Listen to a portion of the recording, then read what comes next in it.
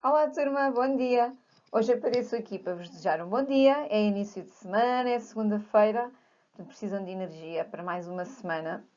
E hoje vão começar então com a parte nova da matéria, como eu vos tinha dito, que é o capítulo Distribuição de Matéria. Vamos começar com a parte da distribuição da matéria nas plantas, portanto, o transporte nas plantas. Nas últimas aulas, temos estado a estudar de que forma é que os seres vivos obtêm a matéria. Vimos que os seres vivos heterotróficos obtêm a matéria através, por exemplo, da ingestão, outros através da absorção. Os seres vivos autotróficos obtêm a matéria através da fotossíntese ou da quimiossíntese. Agora, temos outra questão para resolver. Nos seres pluricelulares, depois do ser vivo ter a matéria, como é que a matéria chega a cada uma das células? Portanto, a matéria orgânica, para chegar a cada uma das células, tem que ser distribuída desde o local onde ela é produzida ou desde o local onde ela é obtida até todas as células do ser vivo. Nos seres vivos unicelulares, ou até mesmo nos seres vivos pluricelulares, mas simples, todas as células estão próximas umas das outras e do meio externo. Portanto, é possível a passagem da matéria orgânica de célula a célula e entre as células e o meio, uma vez que as distâncias são muito pequenas. E assim garante-se a eficiência que é necessária. Nesta situação, o transporte da matéria orgânica é efetuado pelos mecanismos que nós já estudámos no início deste período, portanto, a difusão, o transporte ativo, a exocitose, a endocitose, ok? Agora, nos seres vivos pluricelulares ou multicelulares, mas mais complexos, por exemplo, a maioria dos animais, as plantas, a maioria das células estão muito afastadas umas das outras e das superfícies onde se efetuam as trocas com o meio externo. O que é que acontece? É necessário um sistema de transporte para tornar esta distribuição eficiente, porque senão o transporte célula a célula demoraria uma eternidade. Isto era completamente impossível de acontecer. Por isso, é necessário então um sistema de transporte especializado que assegure o transporte eficiente de nutrientes até às células e também que assegure a remoção dos produtos resultantes do metabolismo depois para o exterior. O que é que acontece? É óbvio que ao longo da evolução dos seres vivos, os sistemas de transporte foram se tornando sucessivamente mais complexos. E vamos ver, no caso das plantas, como é que isso foi acontecendo. Por exemplo, nas plantas mais simples, que são as plantas que se chamam plantas avasculares, são plantas que não possuem tecidos especializados para o transporte. Portanto, são plantas pequeninas. Por exemplo, tem o exemplo aqui do musgo, que é uma briófita, pertence à classe das briófitas. E nestas, a água movimenta-se por osmose através da sua superfície e continuando desta forma o trajeto no seu interior. E, da mesma forma, os produtos resultantes da fotossíntese e os sais absorvidos com a água também se movimentam por difusão e transporte ativo entre as células, de umas células para as outras, no interior da planta. Portanto, não é necessário um sistema de transporte. Agora, noutras plantas mais complexas, de maior tamanho, aliás, já é necessário existirem tecidos especializados para o transporte. Portanto, e neste caso, as plantas já são consideradas plantas vasculares. Plantas que possuem tecidos especializados na condução de substâncias. Ok, agora, estas plantas, então, que são vasculares e que têm os tecidos especializados no transporte das substâncias, elas possuem dois tipos fundamentais de tecidos, que são o xilema, que também é conhecido como lenho, e o floema, que também é conhecido como líber. O xilema, se repararem na figura, o xilema vai transportar em sentido ascendente água e sais minerais. O floema transporta em sentido descendente a matéria orgânica que foi produzida, neste caso, durante a fotossíntese, ao nível das folhas. Para ficarem com uma ideia da evolução das plantas, temos então aqui esta figura em que conseguimos observar que as plantas têm origem num ancestral e o ancestral é o primeiro ser vivo, ou é o ser vivo que deu origem a esta diversidade de seres vivos. Portanto, este ancestral era uma alga verde, que também realizava fotossíntese. Portanto, era um ser vivo mais simples. Essa alga verde, portanto, evoluiu para um ser vivo já considerado uma planta, mas uma planta ainda não vascular. Exemplos destas plantas aqui, que são plantas não vasculares, foi o exemplo que eu dei há pouco da briófita, do qual faz parte o musgo. Ok, esta planta continua o seu caminho na evolução e surgiram então plantas vasculares sem semente. Destas plantas vasculares sem semente, temos o exemplo, por exemplo, mais conhecido dos fetos. Portanto, os fetos são plantas que se reproduzem através de esporos, ou seja, não têm sementes. Mas estas plantas já são vasculares, já são plantas vasculares, ou seja, já têm um sistema de transporte constituído por xilema e floema. Continuaram na evolução e surgem então plantas vasculares com semente. Portanto, a semente é uma vantagem em termos de evolução.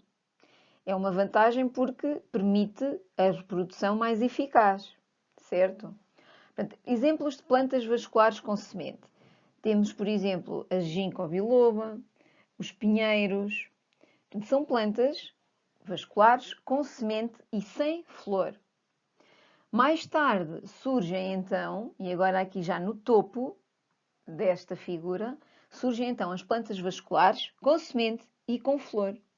Portanto, a flor tem uma vantagem, que é o facto de possuir no seu interior os órgãos reprodutores. Portanto, isto confere uma vantagem em relação àquelas plantas que não têm flor. Pensando então em vantagem evolutiva, as plantas que possuem um sistema de transporte são consideradas mais bem adaptadas ao ambiente, ou seja, elas vão conseguir desenvolver-se de forma mais eficaz. Agora, para isso, elas precisam de ter então um sistema capaz de transportar as substâncias, minerais e a água até às folhas, onde vai ocorrer a fotossíntese. E depois é necessário que, depois de ocorrer a fotossíntese, exista então um tecido que transporta a matéria orgânica, ou seja, o alimento, para todas as outras células. Vocês lembram-se que já viram esta imagem ao microscópio? Não foi propriamente esta imagem, não é? Mas já viram uma figura semelhante a esta ao microscópio? Acho que ninguém se está a lembrar. Ok. Mas é o seguinte, portanto, nas plantas vasculares, como eu estava a dizer, são então as plantas que possuem sistema de transporte. Possuem o xilema e possuem o floema. A água é absorvida pela raiz, vai ser distribuída pelo xilema até à parte superior da planta. E depois vai ser libertada uma parte dessa água na parte superior da planta, ao nível das folhas. E é libertada por transpiração. E como? Exatamente, é libertada pelos estomas. Já se lembram da palavra estomas? Exatamente. Portanto, vocês já observaram estomas na epiderme inferior das folhas, que apanhámos na escola, lembram-se? Portanto, e ao nível dessas estruturas, que são os estomas, existem então as perdas de água, que são as perdas de água por transpiração.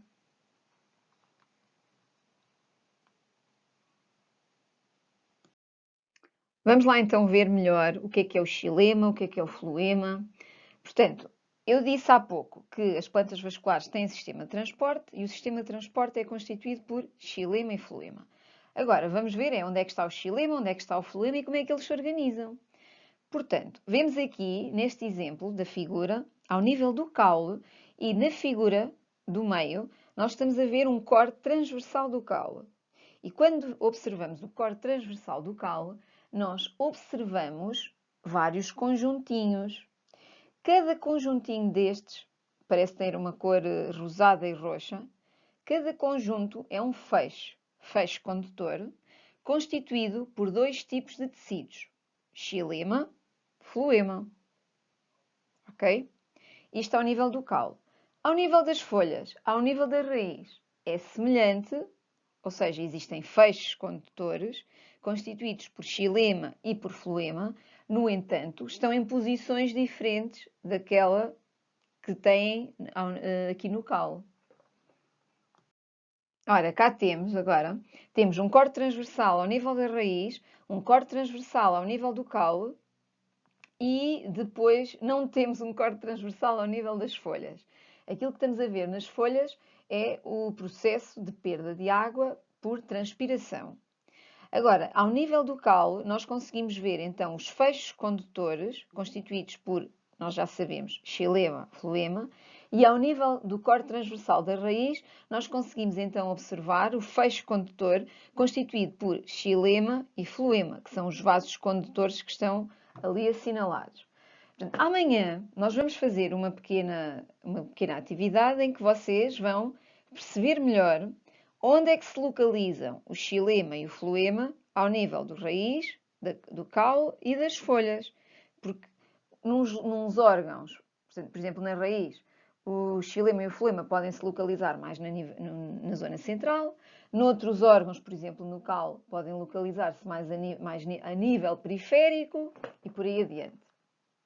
Mas um dos grandes objetivos da aula de hoje é vocês conseguirem perceber que o sistema de transporte é constituído por xilema e por floema e saberem como é que é constituído o xilema, como é que é constituído o floema.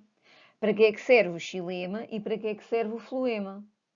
O que tem neste diapositivo é que o xilema é então o tecido que serve ou que faz o transporte da seiva bruta. O que é a seiva bruta? É o conjunto, é a mistura de água e sais minerais. A maior parte, 99,5%, é água. E esta mistura, esta seiva bruta, é transportada da raiz até à parte superior da planta, por exemplo, ao nível das folhas. Agora, no caso do floema, portanto, o floema é o tecido que faz o transporte da seiva elaborada. O que é a seiva elaborada? Matéria orgânica, basicamente, e também água.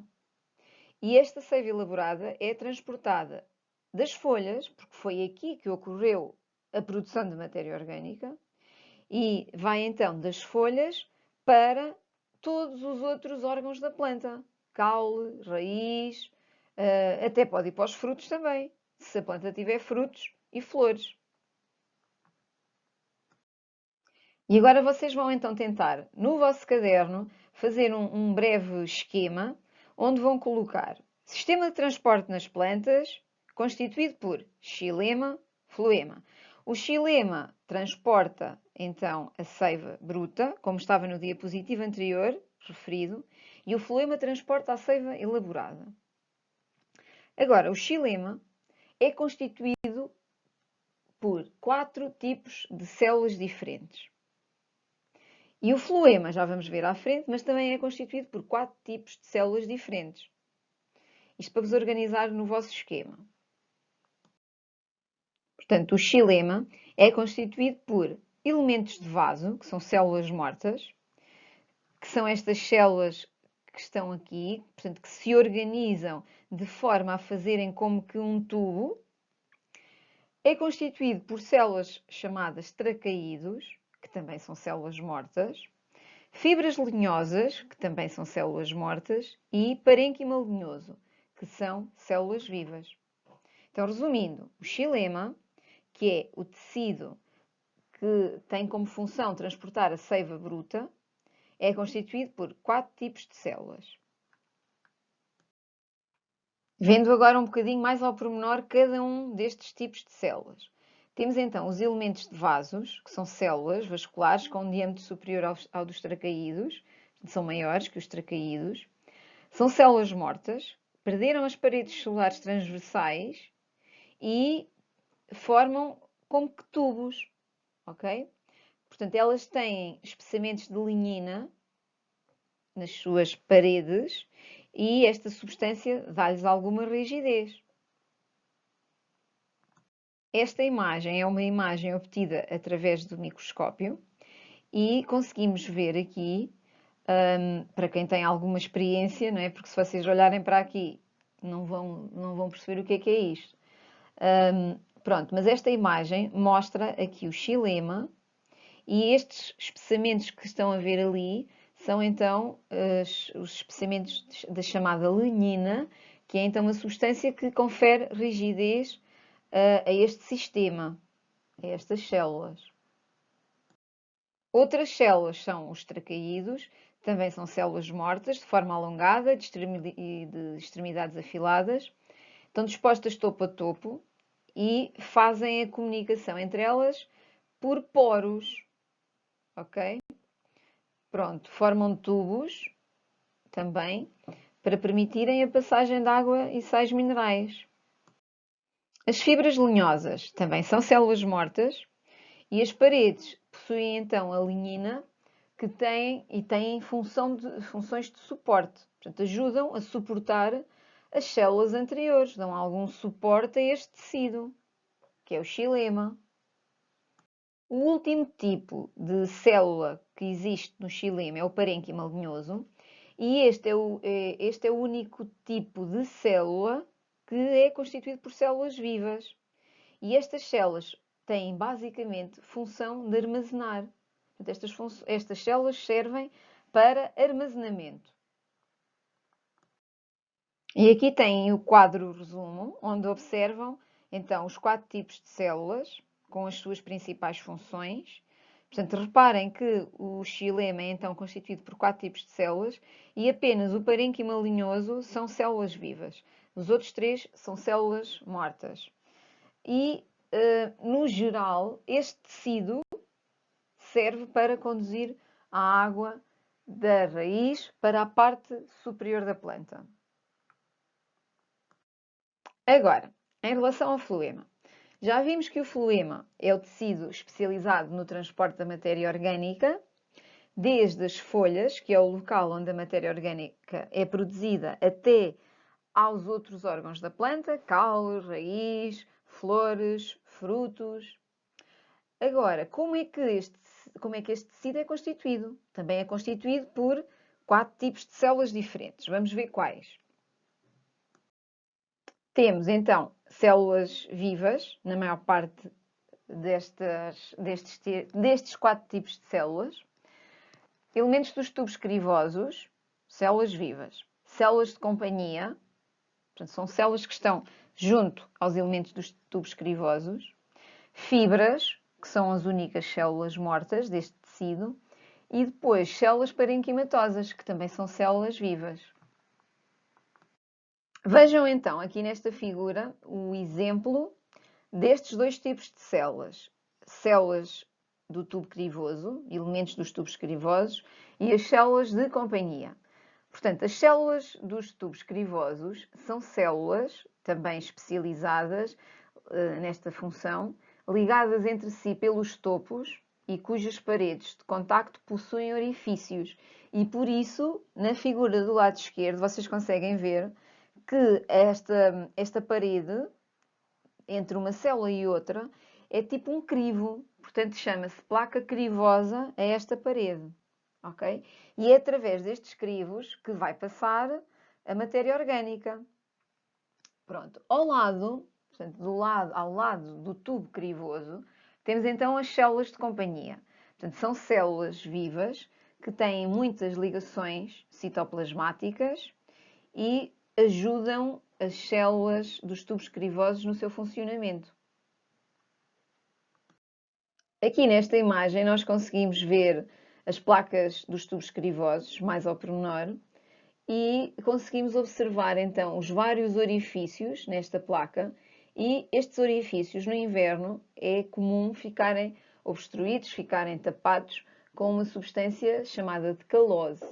Esta substância depois vai desaparecer na primavera.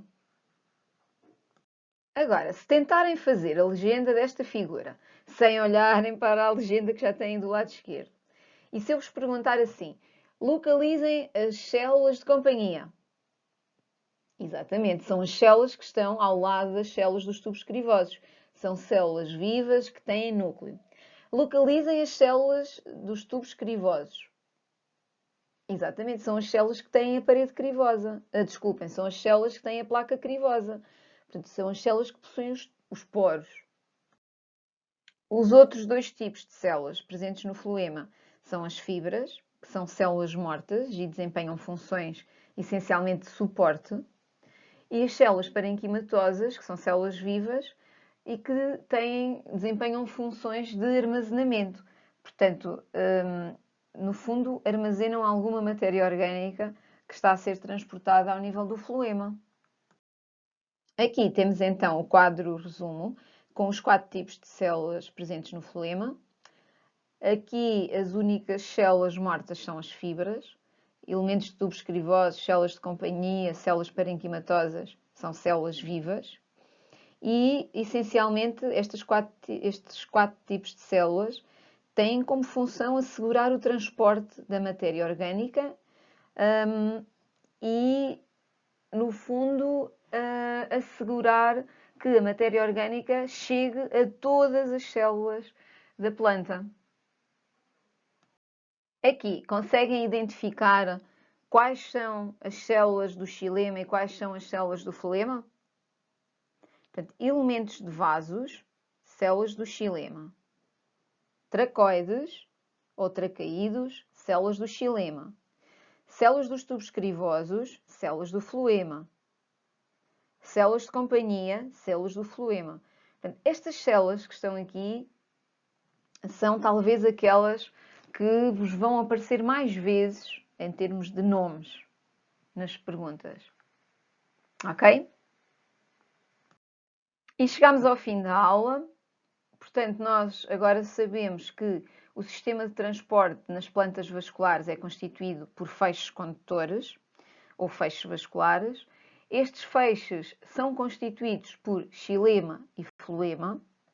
Estes feixes localizam-se de forma diferenciada, dependendo do órgão em questão. Portanto, na raiz localizam-se numa das partes da raiz, no caule localizam-se noutra parte, na folha localizam-se noutro local. Vamos ver isso amanhã, mais ao pormenor. Saber também que o xilema é o tecido que está encarregue de transportar a seiva bruta, que é a mistura de água e sais minerais, e o floema é o tecido encarregue de transportar a seiva elaborada, constituída por matéria orgânica e água.